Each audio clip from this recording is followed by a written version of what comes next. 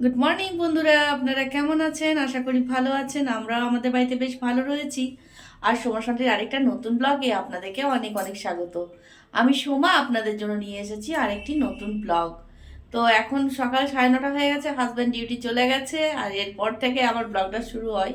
তো চলুন একবার দেখিয়ে দিই আমার ছেলে মেয়েটা কি করছে।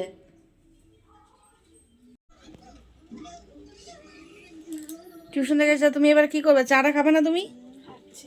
যাও। কার্টুন দেখছি। হ্যাঁ, কার্টুন দেখতে হবে না, ও পাগল দেখুক। চলো এসো। যাচ্ছি।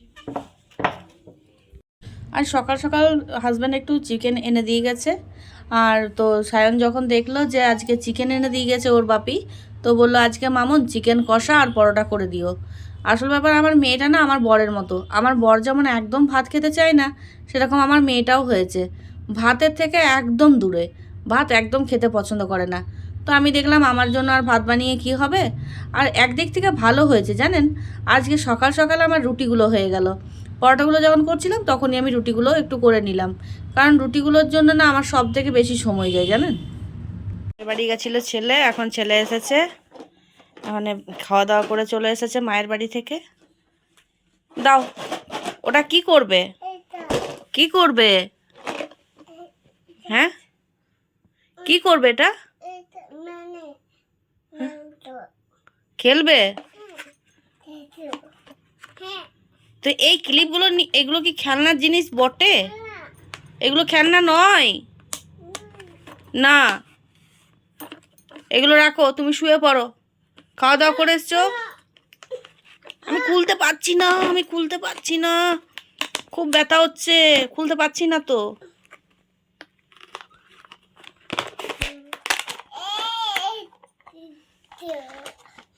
একটা ক্লিপ যদি এদিক ওদিক হয়েছে তাহলে কিন্তু আমি কিন্তু খুব পেটান পেটাবো। ঠিক আছে, খেলছো খেলো, আবার গুছিয়ে রাখবে, ঠিক আছে? হ্যাঁ, সে তো ভদ্র ছেলের মতো বেশ বললে হ্যাঁ। তারপরে যদি না করেছো তাহলে কি খাবে? ঠ্যাঙ্গা। ঠিক আছে তো? আচ্ছা, খেলো।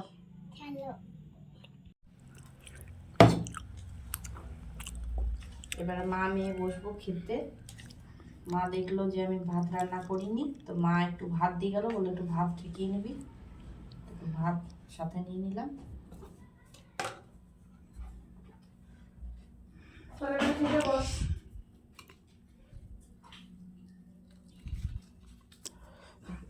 তুই ভাত নিবি?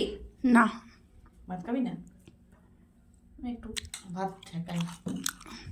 না। আমি হচ্ছি ভেতো বাঙালি তো, তাই। আজকে বানাচ্ছি মুগ ডাল বাটা দিয়ে বড়া, যেগুলোকে আমি দই বড়া বানাবো। তো মুগ ডালটাকে আমি বেটে নিয়েছিলাম, ওটার মধ্যে আমি একটুখানি দিয়েছি নুন, কারণ আমি বাইরের থেকে দই বড়া খেয়েছি, সেখানে নুন দেওয়া থাকে না বলে আমার একটু কেমন যেন লাগে। তো আমি ভাবলাম একটু নুন দিয়ে বানাই। তো আজকে আমি ট্রাই করছি মুগ ডালের দই বড়া। তো দেখুন কেমন হতে থাকে। একটা প্রথমে ভেজে দেখলাম যে হচ্ছে কি না। তো এই যে জলে দিয়ে রেখেছি।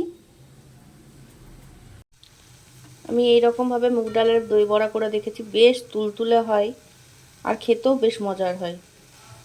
তার কারণে আমি মুগ ডালেরই বেশিরভাগ বানাই। অনেকে কিন্তু অন্য রকম ডালেরও বানায়, কিন্তু আমার মনে হয় মুগ ডালেরটা বেশি টেস্টি লাগে, তার কারণে মুগ ডালেরটাই বানাই। আর কয়েকটা দিন ধরে না মুগ ডালটা অনেক জমা হচ্ছিল, মুগ ডালটা খাওয়াই হচ্ছিল না। তার কারণে ভাবলাম যে আজকে একটু মুগ ডাল দিয়ে দই বড়া বানিয়ে দেখি। তো এখনও পেস্ট অনেকটাই রয়েছে।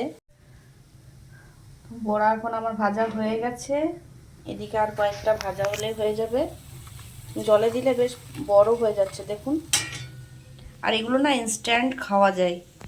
এগুলো যদি দই বড়া অনেকে কী করেন যে একটা বেলা ভিজিয়ে রাখেন তারপরে দই বড়াটা হয়, কিন্তু আমারটা না পুরো সফট হয়।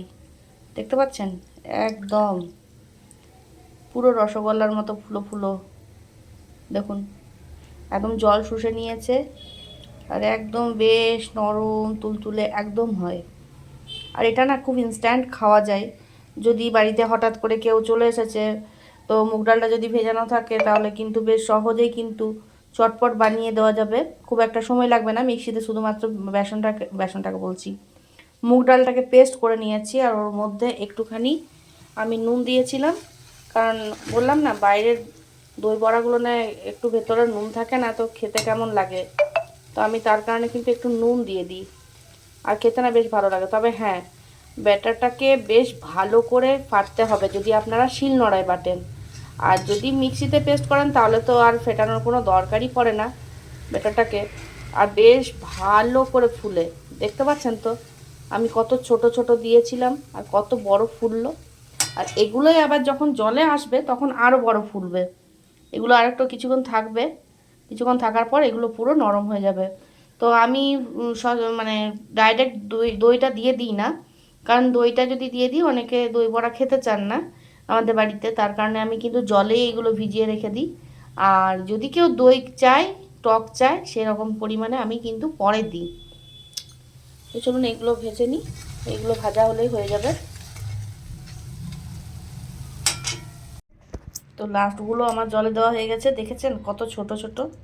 এই পুচকি ফুচকিগুলো বানিয়েছি আমি আমার ছেলের জন্য, কারণ বাড়ির খাবার ওকে তো দেওয়া যাবে, এটা বাইরে থেকে কেনা নয়, কোনো রকম বাজে তেলে ভাজাও নয়, তাই বাড়ির খাবার বলে আমার ছেলেকেও দেওয়া যাবে। তার কারণে কিন্তু ছোট ছোট বানিয়েছি, ওর দেখতেও ভালো লাগবে, খেতেও ভালোবাসবে। তো আমার দই বড়া কমপ্লিট হয়ে গেছে। এখন এবারে দই বড়ার জন্য আর কি কাচ্চি বড়াটা তৈরি হয়ে গেছে। এবার দই বড়ার জন্য মশলা বানিয়ে নিচ্ছি। ধনে, জিরে আর শুকনো লঙ্কা একটু শুকনো কড়াইয়ে ভেজে নিচ্ছি। তো মোটামুটি ধোঁয়া ছাড়ছে আর গন্ধটা বেশ সুন্দর ছাড়ছে। এরকম অবস্থায় আমি গ্যাস ওভেনটাকে অফ করে নেব। অবশ্য সিম আঁচেই ভাবছিলাম। আর এখন এবার কড়াইয়ের মধ্যে যাতে জ্বলে না যায়, কারণ কড়াইটা অনেক গরম হয়ে গেছে, তাই ওর মধ্যে আমি এবার নাড়াচাড়া করব।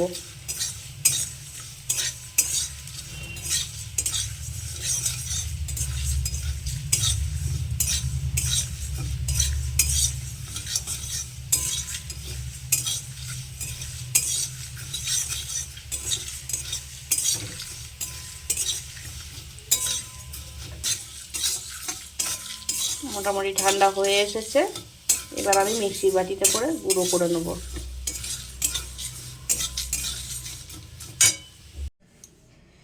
এবার দইয়ের মধ্যে আমি বড়াগুলো দিয়ে দেবো, মোটামুটি ভিজে গেছে।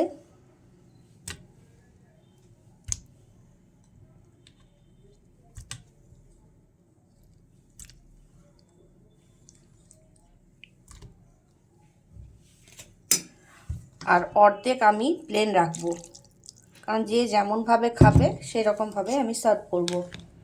তো এটা আমি দই দিয়ে ভিজিয়ে দিলাম।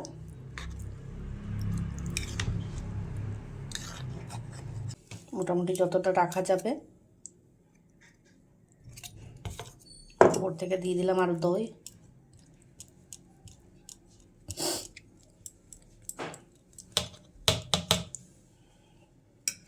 এবার এটা ভিজতে থাক, এক সাইড করে রেখে দিলাম।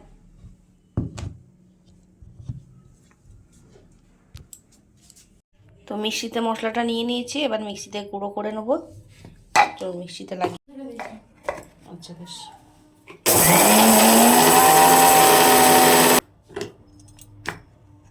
বেশ সুন্দর একটা মশলা হয়ে গেছে আমার রেডি। এবার বানাবো একটুখানি তেঁতুলের চাটনি, কারণ যেহেতু বাচ্চা মেয়েরা খাবে, খুব একটা টক আমার দরকার নেই, তার কারণে আমি একটুখানি তেঁতুল বানাবো। আর এই তেঁতুলের চাটনির রেসিপিটা যদি আপনারা জানতে চাইছেন তাহলে কিন্তু কমেন্ট করে জানাবেন, আমি আলাদা করে ভিডিওতে দিয়ে দেবো এই চাটনিটা কীরকমভাবে বানাতে হয়। তো এবার আমি দই বড়া বানাবো, প্লেটিং করছি কিভাবে সেটা আপনাদেরকে দেখাচ্ছি।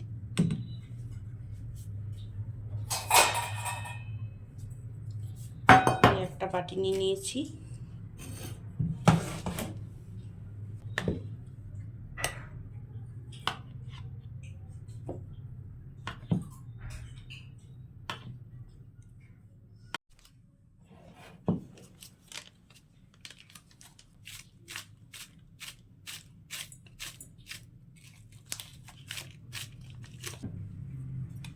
চাটনিটা বানিয়েছিলাম, সেই চাটনিটা দেবো,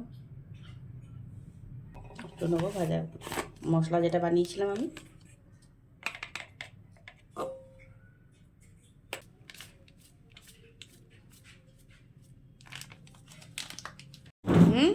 আমি খাবো, তুলো মিক্স করো।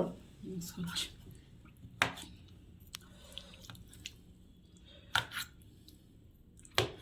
সফট হয়েছে না শক্ত হয়েছে? সফট। সফট হয়েছে। কেটে কেটে টুকরো টুকরো করে মিক্স করতে হয়। খেয়ে বলো কেমন হয়েছে।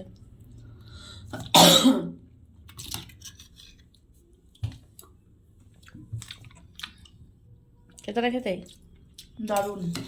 ভালো হয়েছে? পছন্দ হয়েছে? দারুণ। চলো খাও। না আমি খাবো না, তুমি খাও। তো বন্ধুরা, আজকে দই বড়ার রেসিপিটা আপনাদের কেমন লাগলো? যদি ভালো লেগে থাকে তো একটা লাইক করে দিয়ে যাবেন। আর যদি এরকম কোনো ভিডিও দেখতে চাইছেন সেটাও কিন্তু কমেন্টে জানাতে ভুলবেন না। তো বন্ধুরা, আজকের মতো ব্লগটি আমি এখানেই শেষ করছি। দেখা হবে পরবর্তী আরেকটা নতুন ব্লগের সাথে। আপনারা ভালো থাকবেন, সুস্থ থাকবেন, সাবধানে থাকবেন। দেখা হবে খুব শীঘ্রই আরেকটা নতুন ব্লগের সাথে। তো বন্ধুরা, আজকের মতো আসি। আর আজকের সম্পূর্ণ ভিডিওটি দেখার জন্য আপনাকে অনেক অনেক ধন্যবাদ। Tata, bye bye.